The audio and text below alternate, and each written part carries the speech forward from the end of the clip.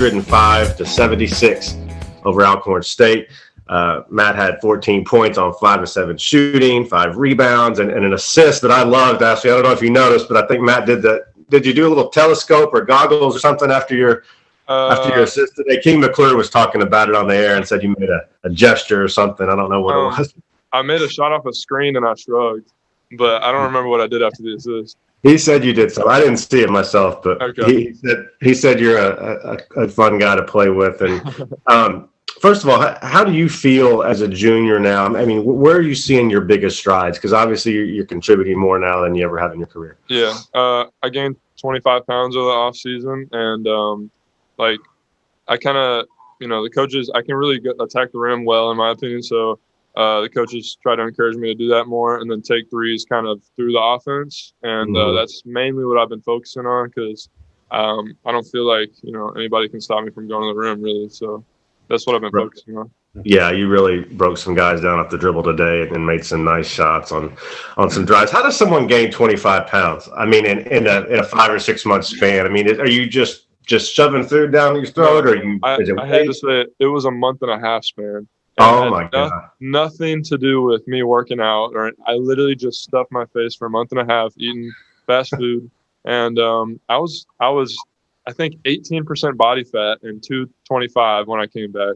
But now I'm still I maintained. It's a lot easier to maintain, so I maintained 225, and now I'm 12 or 11. So wow, your body fat's dropped 6%, huh? Yeah.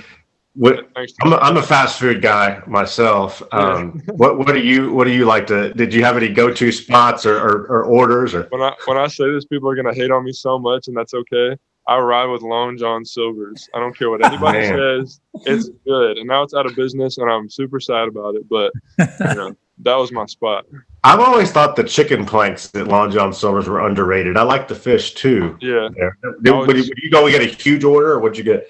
Yeah, I'd get 10 pieces of fish. Wow. No, it was 10. Yeah. Hey, Amy Paget, who used to contribute to Sikkim 365, is a big Long John Silver's fan for sure. Yep. We're a family. Yeah. Well, I want to ask you, one thing I've noticed is, your scoring efficiency is really good, but you're doing so many other things. I think against Central Arkansas, you had 4 steals. You had another steal today. You're blocking shots, 5 rebounds today. One thing that really stuck out to me is when you drive to the hoop, even if you miss the shot, your second jump is so quick, and you're able to, get your offensive rebound a lot of times and get a putback. There's a couple times today when the play was stopped, but what are you seeing out there? You're a junior now. Is the game slowing down for you? What's your thought process? I would say, the game's slowing down, but it's mostly that I'm just kind of block out some of the outside stuff that I used to have in my head. I try not to even look at the stats. I try not to think about how my percentages or anything. I look at percentages just to base what shots I should take more. But as far as how I did, I didn't know I was 5 for 7 or whatever. But it was I feel like I was always had the capability to make big plays, but it was just blocking out the stuff that I didn't need to be focusing on, and just focusing on and Coach P and Coach Drew, all the coaching staff, helped me just focus on kind of attacking the rim and taking the threes more in the flow, and that's helped me a lot too. So, but yeah.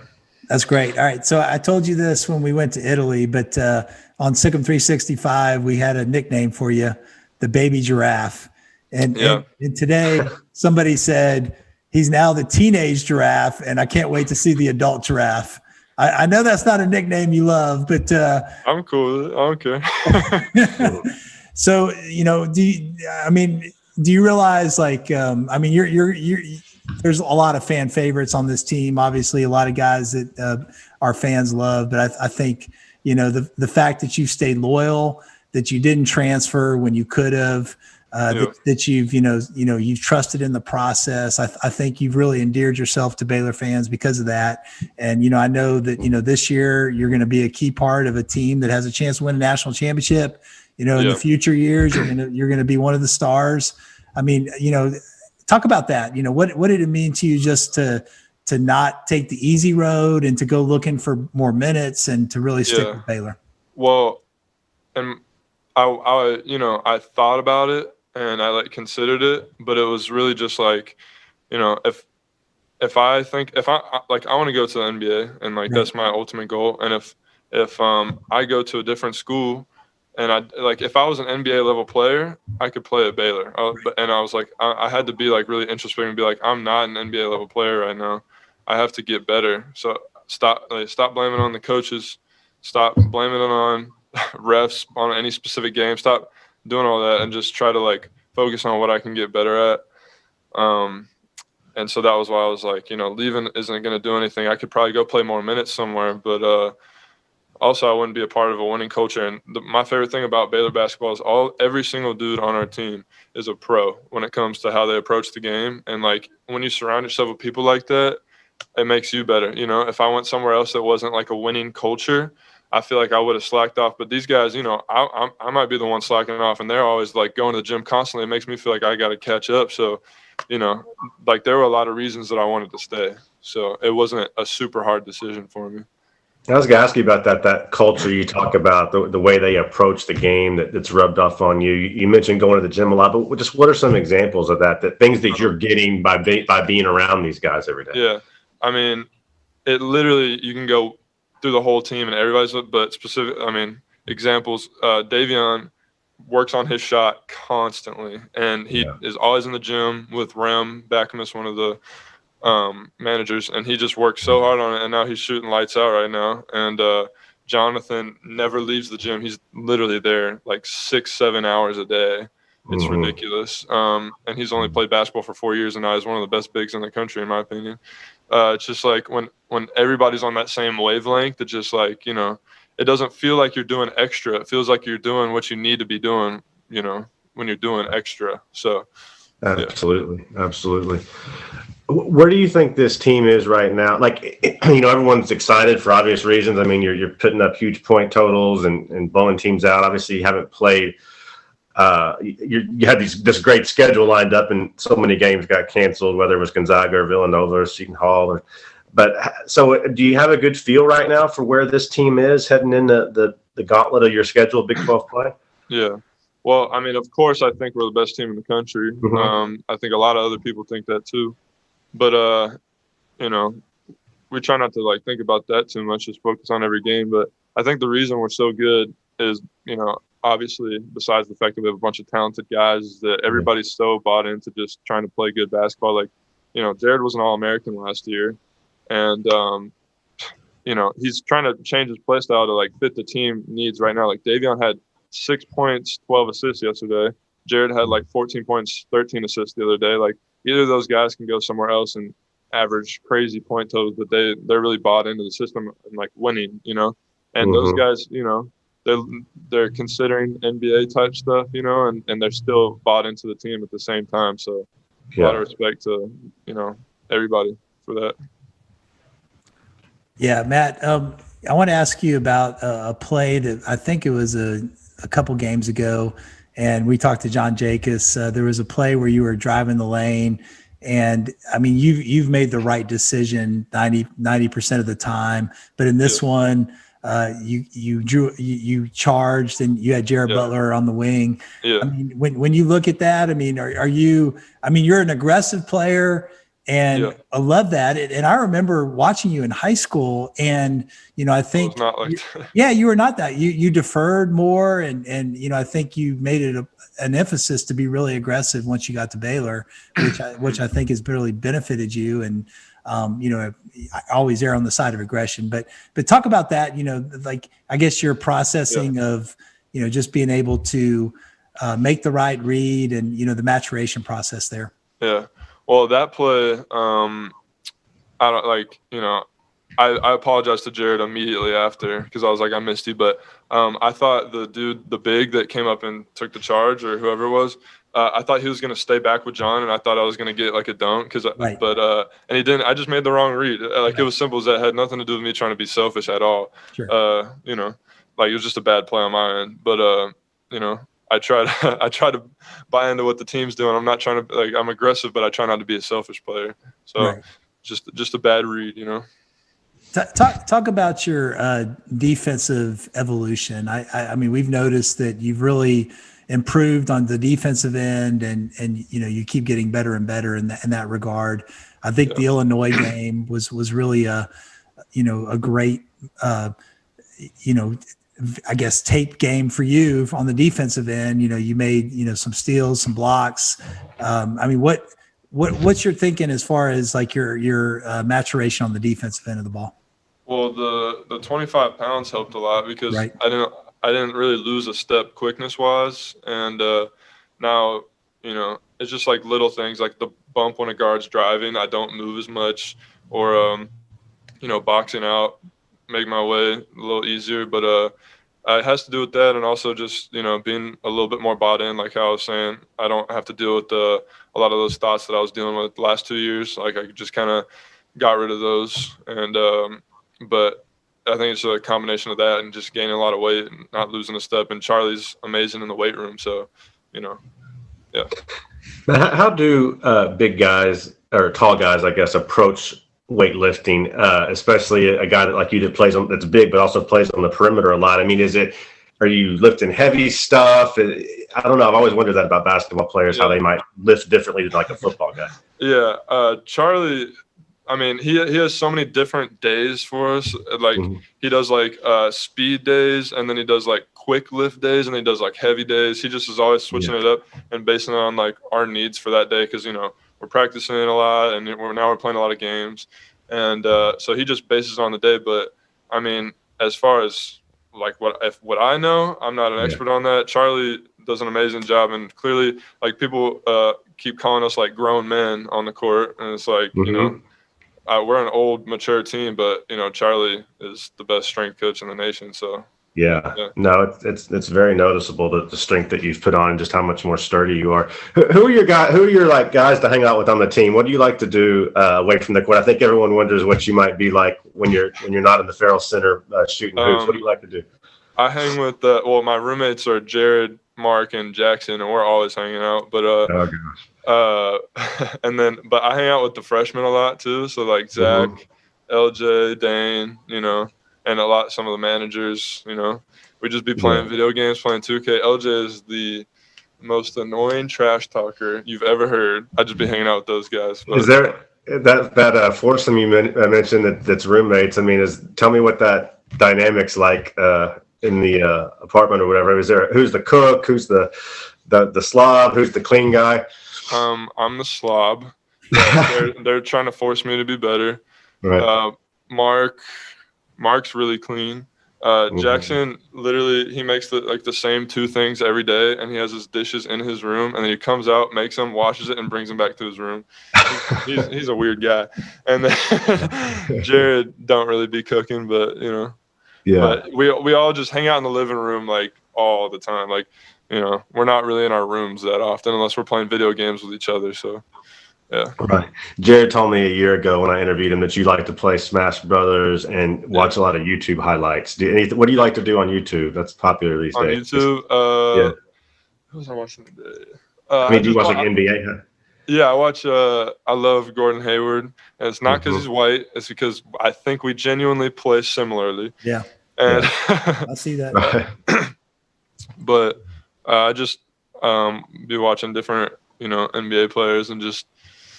I mean, nothing crazy, just chilling on there. And then, I do play Smash Bros. I think I know I'm the best player on the team. I'm probably the best player in the nation.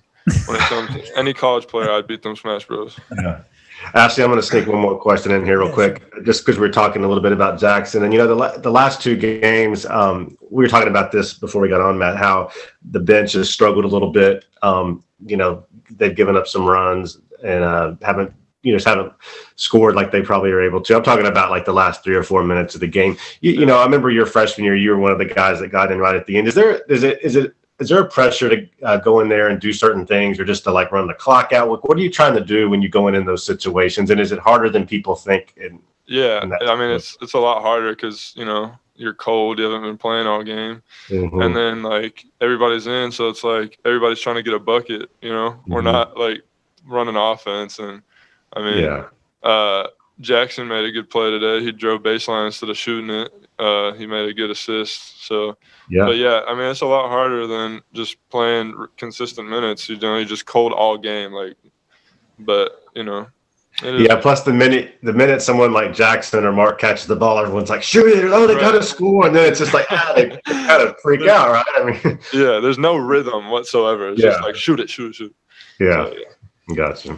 Matt, I know conference is coming up, and I think Obem told us that you have a pretty good relationship with Brock Cunningham. You guys played high school basketball together. Are there any other guys besides Brock that you have relationships with on Big 12 teams, or is he the only guy? Yeah,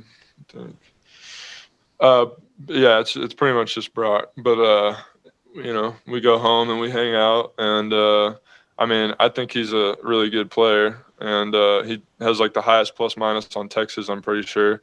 But yeah, we're boys. I think he's a solid player. It'll be fun to play against him for the first time.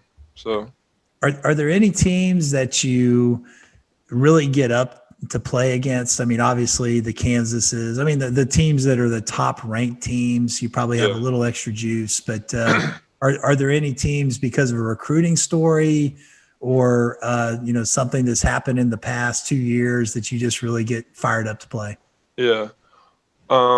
We're always fired up to play Kansas. I'm always fired up to play Texas. Yep. Because I'm from there. Sure. But SFA this year, we were really locked in for that game because they punked us last time. Right. But yeah, we were really really locked in on that game. I think we won by 30 something. Yep. And then Washington, we were locked in on that one too because that was only the second game of the season, and we didn't know how good they were going to be because that was their first game. So we were really locked in for that one. But that's the only two I can think of. Yeah. What's your take when you look at the Big 12 this year? I know. I don't know how much you've gotten to watch other teams, but I think the common perception is it's probably a little deeper, right, than it's been last year. Than it was last year. Yeah, for sure. I mean, it's pretty much good all the way through. I mean, Oklahoma State, TCU, and Oklahoma are not ranked, I'm pretty sure, but they're all super solid teams. And, Iowa State and Kansas State have been struggling, but at the end of the day, they're a Big 12 team, so they could beat anybody. But, yeah, I mean, it's just a super solid league. I'm pretty sure, there's 5 or 6 teams in the top 15, so somewhere around there. But, I mean, we're going to be locked in every game for that. We know it's going to get harder now because we've been playing some teams that, aren't Power 5s. But we're ready for it. Yeah. Well, you certainly showed what you can do when you're locked in, and even when you're playing a non-Power 5 team. So it's been a fun ride so far, Matt, and I know everyone's excited about Saturday and all that lies ahead. Ashley, you got anything else before we let him go? Or well, I think I'll just ask: do you have a favorite memory at Baylor so far? Is there a moment on the court, and then I guess my follow-up question would be off the court as well. Do you have anything that sticks out? I'd say my favorite moment on the court was TCU my freshman year. Yeah. That was fun because, I mean, the breakaway dunk that I had after that was after I had scored a couple times and I got that. I was just feeling myself. But off the court, I mean, I really just like when we do team dinners, we all just hang out, come over to each other's houses. I mean, that's the kind of stuff that, that's why I'm going to be close with a lot of these guys for the rest of my life. So awesome. Hey, thank you, Matt. We really appreciate the time. No problem. Thank y'all.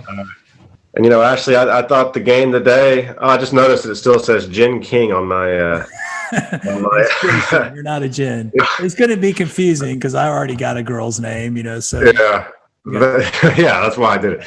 No, but I thought it was another just really good performance there by Baylor until the end of the game. And I mean, people can laugh at me for harping on it, or bringing it up. Oh, it's just the scrubs or whatever. But I'm just going to be real, man. Go in there and play better at the end of the game. I mean, I don't care where you are on the bench. Don't give up 19 points to Alcorn State in 4 minutes.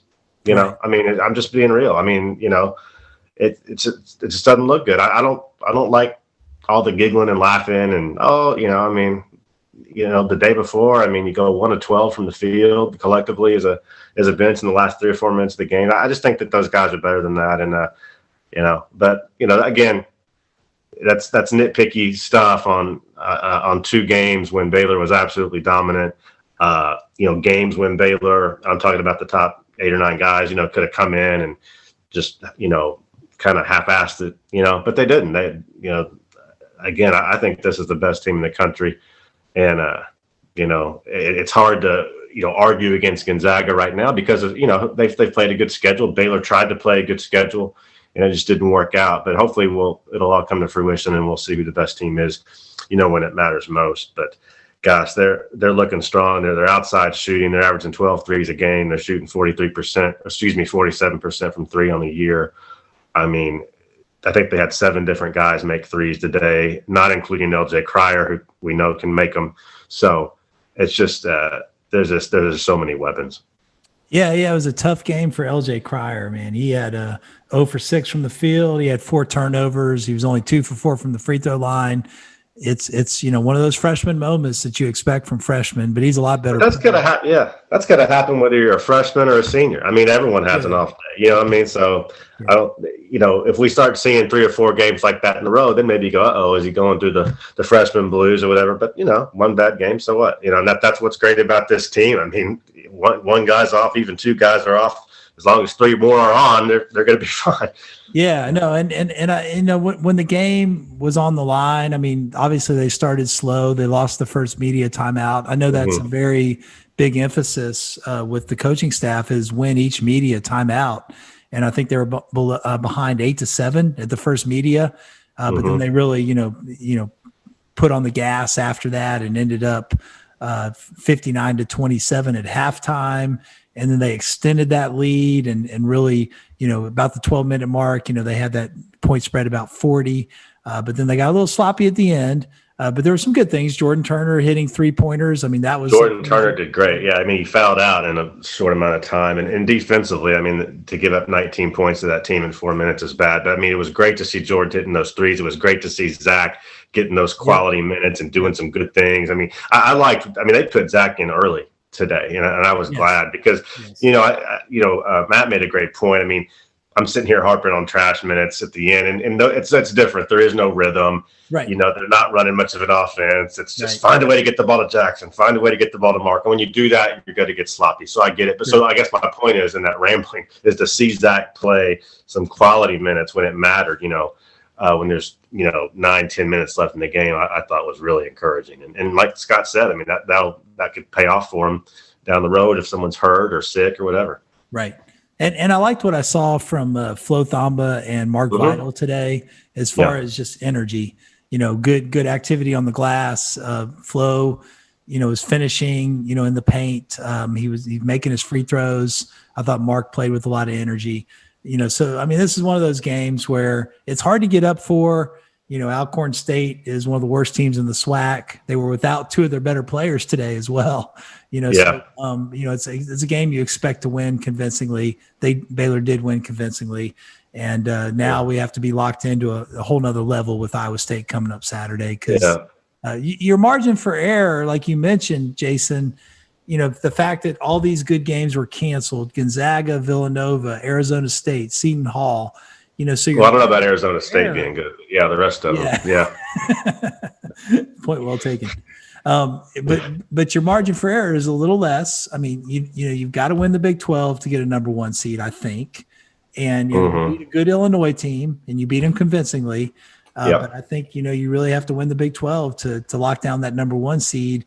Versus if they had played all those teams and they had maybe only taken 1 loss or gone undefeated, you would almost have a 1 seed secure, even if they were second in the Big 12. They start off with some of the easier teams in the Big 12. They got Iowa State, they got Oklahoma, and TCU, and then they hit the gauntlet. They got, I think, West Virginia, Kansas, and Texas Tech all in that 3-game stretch, and that's really probably going to be the telltale sign of where this team stands.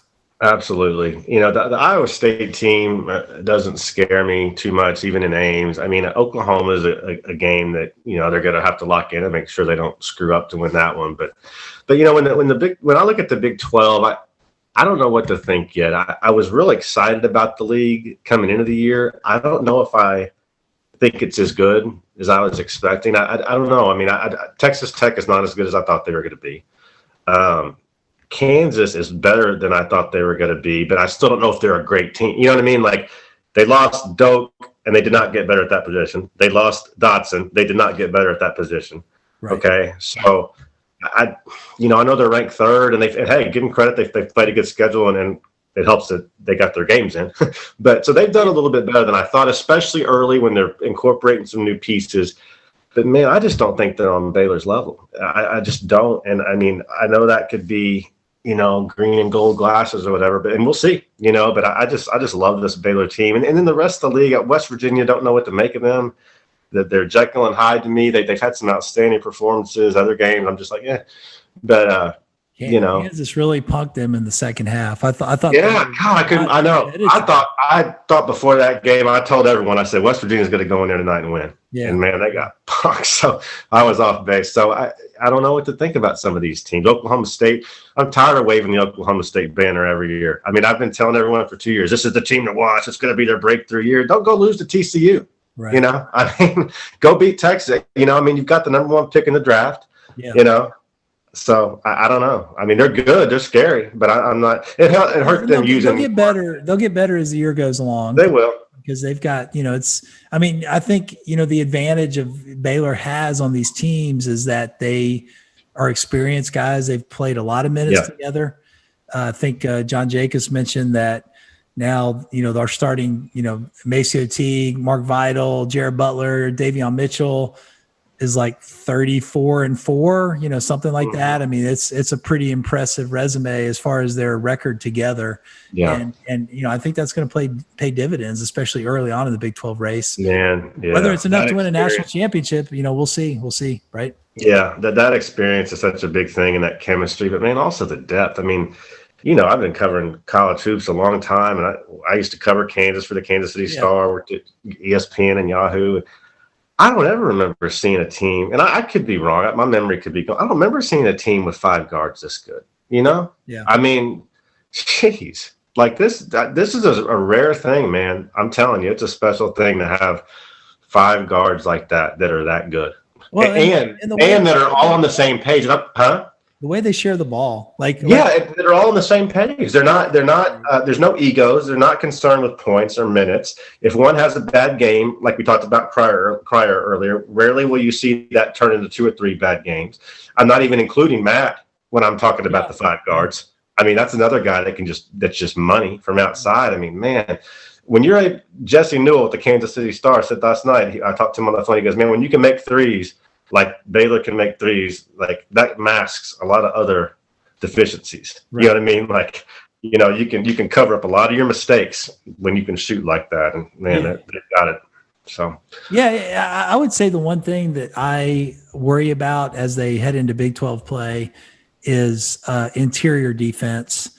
I mean, I don't think they're contesting at the rim like they need to.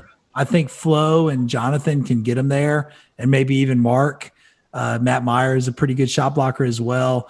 But I've seen too many easy shots, inside the paint from some of these teams that you wouldn't expect to get such easy looks. And they've given up quite a few offensive rebounds to some of these teams that they should be dominating the glass. So that's one area for me that's a concern. Because I think there are some teams out there like the West Virginias of the world and even Kansas that can really take advantage of their weakness in the paint. But you're right. The perimeter, if you can make threes at the level that Baylor makes them at and can defend the perimeter as well as Baylor can defend the perimeter, it's going to cover up a lot of mistakes. Absolutely. Well, it's going to be fun to watch. And I've kind of been, even you mentioned it a few weeks ago, like it's kind of like you're in a sports depression for a little while because it's like, we were all excited about the football season. They had some struggles there. And then we were all excited about these high caliber games that the basketball team was going to be playing, and what a letdown that's been. Well, you and I mean, we were in Indianapolis together. I know. You and I were so fired up for that Gonzaga game. And the Illinois game was incredible. And I mean, that just whet our appetite. We were like, oh man, this is fantastic. That was such a tease. I know. But the thing is, what my point is now, I'm excited now. You know what I mean? Like, Iowa State's this Saturday. If you look at the schedule, there's a full game, a full slate of good Big 12 games. Right. And so now it's like, all right, now I've got something to be excited about. And it all starts Saturday, even though they already have one Big 12 game under their belt. But it really kind of begins in earnest on Saturday, and it's going to be fun. So yeah, hope it all goes well. And you never know what happens with COVID, but they've been injury free, which is a blessing. You know, so far no major injuries, and they've gotten through this early part of the schedule, avoiding injuries. So now they're ready to, hit their goals of winning the Big 12, number one. And if you win the Big 12, you set yourself up for a number one seed in the NCAA. And then your path to getting to the Final Four is a lot easier. And then, of course, you get to the Final Four. This team has the goods to win it all. So let's enjoy the journey and enjoy each game. Yeah, it's going to be a good 2021 after a terrible 2020, or most of it. 2020 started off great until about March 7th or whatever it was. But hopefully we won't have that again, and it'll be a good year. So, Ashley, Happy New Year. And same to all of our viewers and listeners out there. Swipe up and join the, I don't know why I said swipe up, but join YouTube or follow, not YouTube. What is it? We iTunes. Subscribe on YouTube, Phil to 60 Network, but also subscribe to the podcast on iTunes. So you've been listening to a Sikkim 365 podcast through the Phil to 68 Network. Sikkim Bears. Thanks.